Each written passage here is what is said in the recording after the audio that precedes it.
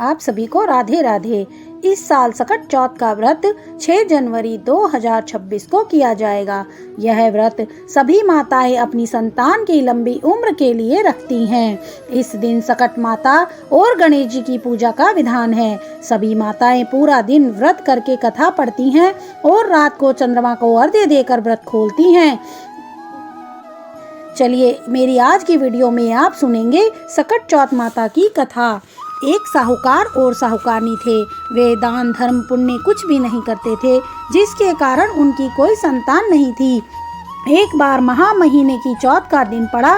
कुछ औरतें महा चौथ की कहानी सुन रही थी। तब साहूकारनी उनके पास जाकर बोली, तुम क्या कर रही हो?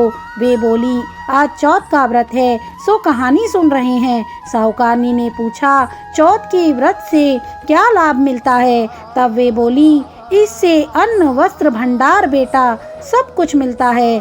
तब साहूकारनी बोली, अगर मैं नहाई रह जाऊंगी तो 1.25 सेर का तिलकुट करूंगी और चौथ माता का व्रत करूंगी। बाद में वह नहाई रह गई। फिर वह बोली, अगर मेरे लड़का हो जाएगा तो 2.5 सेर का तिलकुट करूंगी।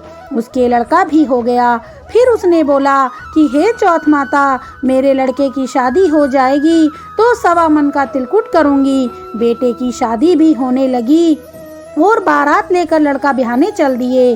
तो चौथ माता ने सोचा, यह साहूकारनी जब से नहा रही है तिलकुट बोले जा रही है, अब तो बेटे की शादी भी हो रही है। अगर इसे चटका नहीं दिखाएंगे तो हमें कलयुग में कोई भी नहीं मानेगा। उधर बेटे के 3 फेरे हो गए।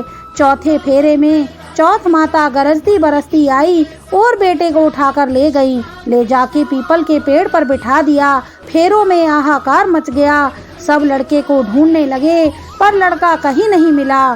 कई दिनों बाद गणगौर आई। सारी लड़कियां गणगौर पूजने के लिए गईं। जिस लड़की से साहूकार के बेटे का ब्याह होना था वो लड़की भी उसी पीपल के नीचे डूब लेने गई। पीपल में से आवाज आई कि आ मेरी अधब्याही आ। ये बात सुनकर लड़की सूखने लगी।